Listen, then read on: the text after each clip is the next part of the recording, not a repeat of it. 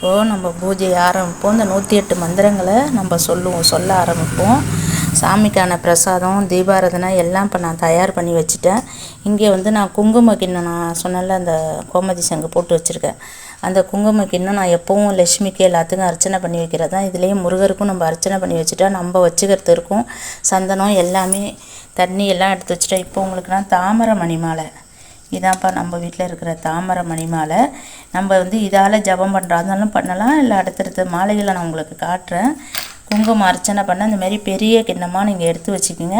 அப்போ தான் உங்களுக்கு அது நம்ம கை எடுக்கிறது போடுறது சின்ன கிண்ணமாக இருக்கலாம், மட்டும் எடுக்கிறது வந்து பெரிய கிண்ணமாக வச்சுக்கோங்க. அதுக்கடுத்தது நம்ம வீட்டில் இருக்க முக்கியமான ஒரு மாலை பார்த்திங்கன்னா இதை பாருங்கள், முருகருக்கே உள்ள பவள மாலை. இது ரொம்ப நாளாக நம்மள்ட்ட இருக்குது. மகாலட்சுமிக்கு போட்டு வச்சுருக்கேன். இப்போ இந்த தாமரை மாலையுமே மகாலட்சுமிகிட்ட தான் இருக்குது. இதை உங்கள்கிட்ட காமிக்கிறதுக்காக தான் நான் எடுத்துகிட்டு வந்திருக்கேன். அடுத்தது நான் போட்டுக்கக்கூடிய அந்த மாலைகளில் வந்து ஸ்படிகம். இது வந்து நல்ல ஸ்படிக மாலை. இது உங்களுக்கு தொட்டாலே அப்படி ஜில்லுன்னு இருக்கும், பார்த்தீங்கனாலே தெரியுது. நல்ல ஸ்படிக மாலை அம்மா பூஜையில் போட்டுக்கிட்டு பயன்படுத்துகிறது. அடுத்தது பாருங்கள், இது வந்து துளசி மாலை. துளசியால் ஆன மாலை. இதெல்லாம் 108 இருக்கும். நீங்கள் இதில் எது வேணாலும் நீங்கள் இந்த பூஜைக்கு பயன்படுத்திக்கலாம். அதுக்கடுத்தது நான் அணியக்கூடிய உத்ராட்ச மாலை. இது வந்து 108 சரம் உள்ள மாலை. இது நிறைய லட்சக்கணக்கான மந்திரங்கள் உரியேறின மாலை. பஞ்சகவிய அபிஷேகம்லாம் பண்ணி ரொம்ப சிறப்பான மாலை. இதை நம்ம வந்து கையில் வச்சுருக்கதே நம்ம அவ்வளோ அப்புறம் அந்த அளவுக்கு இதில் மந்திர உருக்கள் ஏற்றி வச்சுருக்கிறேன் நான். அதுக்கப்புறம் பார்த்திங்கன்னா இது எங்கள் அப்பா எனக்கு பரிசாக தந்தாங்க. இந்த உத்ராட்ச மாலை வெள்ளியில் கட்டினது. இதை நான் கழுத்தில் அணிஞ்சிக்கிட்டு ஜபம் பண்ணுறதுக்கு இதை தான் வச்சுப்பேன். ஏன்னா இது 54 மணிகள் தான் இதில் இருக்கும். மற்ற எல்லாத்துலேயும் உங்களுக்கு 54 மணிகள் இருக்கும். நம்ம வந்து எப்போவுமே ஒரு உத்ராட்சத்தை கழுத்தில் அணிஞ்சிக்கிட்டு நம்ம உத்ராட்ச மாலையால் ஜபம் பண்ணக்குள்ளே அது லட்சம் ஜபங்களுக்கு சமம் அப்படின்னு சொல்லியிருக்கிறாங்க. இப்போ நம்ம இந்த வந்து உத்ராட்ச தலையை நம்ம ஜபம் பண்ணலாம். இப்போ வந்து இந்த துளசி மாலை இதெல்லாம் நம்ம வச்சுருவோம். உங்களுக்கு காட்டுறதுக்காக தான் இதெல்லாம் எடுத்தேன். இப்போ உங்கள்கிட்ட என்ன மாலை வீட்டில் நீங்கள் வச்சுருக்கீங்களோ, இது தாமரை மாலை, இது பவளம். இது வந்து ரொம்ப விசேஷமான ஒரு பவள மாலை பிள்ளைங்களா. இதெல்லாம் நம்ம வந்து இது எல்லாமே நம்ம வீட்டில் இருக்கிறது ரொம்ப சிறப்பு. நம்ம தாமரை மணி மாலை, இந்த தாமரை மணி மாலை பார்த்திங்கன்னா 25வது வருஷம் கல்யாண நாளுக்கு காஞ்சிபுரம் போயிருந்தேன். காஞ்சிபுரத்தில் காமாட்சி அம்மன் சன்னதியில் தான் நடந்துச்சு. அப்போ வந்து மகா பெரியவர் சன்னிதானத்தில் நாங்கள் ஆசீர்வாதம் வாங்க போனப்போ அங்கே எனக்கு இந்த தாமரை மாலை கிடச்சிது. இப்போ நம்ம வந்து தீபம் ஏற்றி வச்சு நம்மளோட பூஜையை ஆரம்பிப்போம்.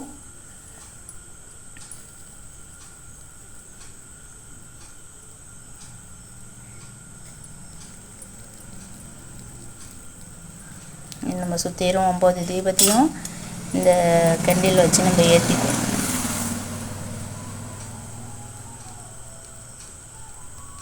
இந்த கெண்டில் இருக்கணும்னு இல்லை, ஒரு அகல் விளக்கில் கூட நீங்கள் ஏற்றி வச்சுக்கிட்டு எல்லாத்தையும் இப்படியே ஏற்றி விட்டுட்டு நம்ம அடுத்தது பூஜையை ஆரம்பிச்சுக்கலாம். 108 மந்திரத்தை வந்து நான் இன்றைக்கி உங்களுக்கு ஜபமாலையை வச்சு செய்கிறேன். ஆனால் இது வந்து குங்குமத்தால் நீங்கள் நாளைக்கு செவ்வாய்க்கிழமைங்கக்குள்ளே நாளைக்கு குங்குமத்தால் நீங்கள் செஞ்சு எடுத்து வச்சுக்கிறது தான் ரொம்பவுமே சிறப்பு. எல்லா தீபங்களும் சுடர் விட்டு எரிய ஆரம்பிச்சிட்டு வருஷத்தில் ஒரு முறை நீங்கள் செஞ்சு வச்சுக்கிட்டிங்கன்னா கூட அந்த காயின் உங்களுக்கு இருக்கும். அப்புறம் தொடர்ந்து 9 வாரம் செய்யணும்னு ஆசைப்படுற நீங்கள் உங்களோட பிரார்த்தனைகள் ஒன்று ஒன்றா நிறைவேற நீங்கள் தொடர்ந்து செய்ய ஆரம்பிச்சிடலாம். இந்த மந்திரம் வந்து அதோட பலன்களை வந்து நான் சிறப்பாக உங்களுக்கு சொல்லியிருக்கேன். இதெல்லாம் நடக்காத காரியங்களே கிடையாது அப்படின்னு சொல்கிற அளவுக்கு அந்த மந்திரம் வந்து மிகவும் சிறப்பான மந்திரம். பாருங்க பிள்ளைங்களா, நம்ம ஜபம் பண்ணுறோங்கிறவங்க இந்த 2 விரலில் தான், அந்த கட்டை விரலும் இந்த சுண்டு விரல்லாம் நம்ம ஜபத்துக்கு யூஸ் பண்ணக்கூடாது. இந்த 2 விரல் மேலே நம்ம நடுவிரல் மேலே தான் மாட்டிக்கணும். இந்த விரலை இப்படி விட்டுறணும். இப்படி வந்து நம்ம ஒரு மணியாக கீழ் இப்படி இழுத்துகிட்டே வரணும். நம்ம அப்போ ஒரு மந்திரம் சொல்லக்குள்ளேயும் நம்ம ஒரு மணியை இந்த கட்டவரில் வச்சுட்டு யூஸ் பண்ணி இழுத்துக்கிட்டே வரணும்.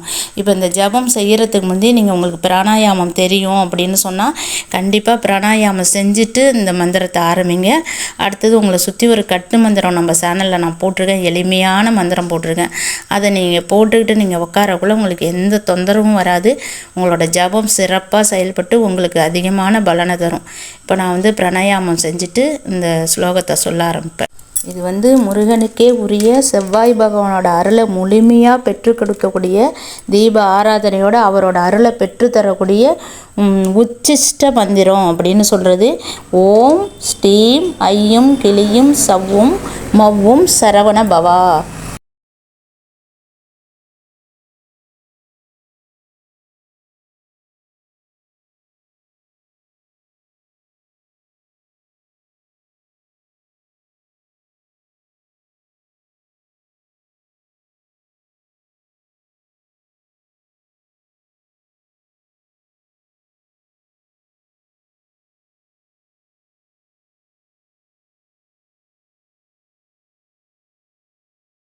ஓம் ஸ்ரீம் ஐயம் கிளியும் சவ்வும் மவ்வும் சரவண பவா. ஓம் ஸ்ரீம் ஐயம் கிளியும் சவ்வும் மவ்வும் சரவண பவா. இப்போ 108 முடிஞ்சிருச்சு. இந்த முடிச்சு நமக்கு வந்துருச்சு பார்த்தீங்களா. அப்போ 108 மந்திரம் முடிஞ்சிருச்சு. நம்ம சாதாரணமாக மந்திரம் ஜபிக்கிறத விட இந்த உத்ராட்ச மணியை வச்சு நம்ம ஜபிக்கக்குள்ள அந்த மந்திரம் வந்து லட்சம் மடங்கு பலன் தரும் அப்படின்னு சொல்கிறாங்க. இந்த மந்திரத்தை வந்து நீங்கள் லட்சம் ஏற்றிட்டிங்கன்னா உங்களுக்கு நான் சொல்லக்கூடிய அனைத்து பலனும் கிடைக்கும் அப்படின்னு சித்தர் பெருமான் நமக்காக சொல்லியிருக்கிறாங்க. இது வந்து மிக மிக விசேஷமான துவரம்பருப்பு தீபம். அது கூட உங்களுக்கு காசும் வச்சுருக்கேன், 90 ரூபாய் இருக்கிறது. இது வந்து முருகனுக்காக நம்ம அதை வந்து இது பூஜை முடிஞ்சதுக்கப்புறமா அந்த துவரம்பருப்பையும் அந்த காசையும் நான் 3 மஞ்சள் கிழங்கு வச்சுருக்கிறேன், விரலி மஞ்சள் மகாலட்சுமி வேண்டி வச்சுருக்கிறேன். அந்த 3 மஞ்சளையும் வச்சு கொஞ்சம் ஏலக்காய் கற்பூரம் வேணால் மடித்து அதை வந்து ஒரு முடிச்சாக இட்டு நீங்கள் உங்களோட பணம் வைக்கிற பெட்டி கல்லாப்பெட்டியில் வச்சிங்க. இதை திரும்ப நீங்கள் அடுத்த செவ்வாய்க்கிழமை பூஜை பண்ணக்குள்ளே அதையே நீங்கள் யூஸ் பண்ணிக்கலாம். துவரம்பருப்பு கொஞ்சம் நல்லா இல்லாமல் போச்சு அப்படின்னு சொன்னால் அதை நீங்கள் திரும்ப குருவிகளுக்கு விட்டுட்டு புது துவரம்பருப்பு நிரப்பி அதை வச்சுக்கிங்க. இது வந்து இந்த மஞ்சள் ஏன் நான் அதை கூட வைக்கிறேன்னு சொன்னால் துவரம்பருப்பு செவ்வாய் பகவானுக்கு உரியது. அப்போ அது கூட வந்து நம்ம மஞ்சள் கிழங்கு வைக்கக்குள்ள குரு பகவான் குருமங்கள யோகம் அப்படின்னு சொல்லுவாங்க. அதுக்காக தான் நான் அந்த துவரம்பருப்பும் அது கூட நான் வைக்கிறேன். குங்குமம் வந்து ரொம்ப அபூர்வ சக்தி உள்ள குங்குமமாக உங்கள் நெத்திக்கு தாலிக்கு இட்டுக்கிறதுக்கு நம்ம வீட்டில் செல்வ வளத்தை கொண்டாடுறதுக்கு முருகனுக்கே உள்ள அந்த குங்குமம் வந்து செவ்வாய் பகவானோட சேர்ந்து இந்த தீபத்தோடு சேர்ந்து நம்ம அர்ச்சனை பண்ணக்குள்ள அதுக்கான ஒரு ஆகர்ஷண சக்தி நமக்கு கிடைக்கும். நம்மளோட இந்த வேல் பார்த்திங்களா, இது வந்து முருகனோட வேல் மட்டும் இல்லாமல் செவ்வாய் பகவானுக்குரிய கருங்காலி மரத்தாலான வேல் நம்மள்கிட்ட இருக்கிறது. அந்த வேலை வந்து நம்ம இந்த மந்திரங்களை சொல்லி வழிபடக்குள்ள ரொம்பவுமே இது சக்தி பெற்றதாக நமக்கு இருக்கும். இப்போ பாருங்கள், ஓம் ஸ்ரீம் ஐயம் கிளியும் சவ்வும் மவ்வும் சரகண பவா. நம்ம அப்படியே நம்ம தெய்வத்திட்ட காமிச்சிட்டு நம்ம குங்கும கிண்ணத்தில் அந்த குங்குமத்தை போட்டுக்கிறோம். ஓம் ஸ்ரீம் ஐயம் கிளியும் சவ்வும் மவ்வும் சரகண பவா அப்படி சொல்லி அப்படி போட்டுக்குங்க. ஓம் ஸ்ரீம் ஐயும் கிளியும் சவ்வும் மவ்வும் சரகண பவா. அந்த தீபத்தெல்லாம் நம்ம அர்ச்சித்து முருகனையும் அர்ச்சித்து அந்த வேலையும் நம்ம அர்ச்சித்து நம்ம அந்த குங்குமத்து கிண்ணத்தில் போட்டு சேர்த்து முருகனுக்கும் சேர்த்து இப்படி அர்ச்சித்து இப்படி சமர்ப்பிக்கக்குள்ள அந்த குங்குமம் வந்து தெய்வீக சக்தியை பெறுது.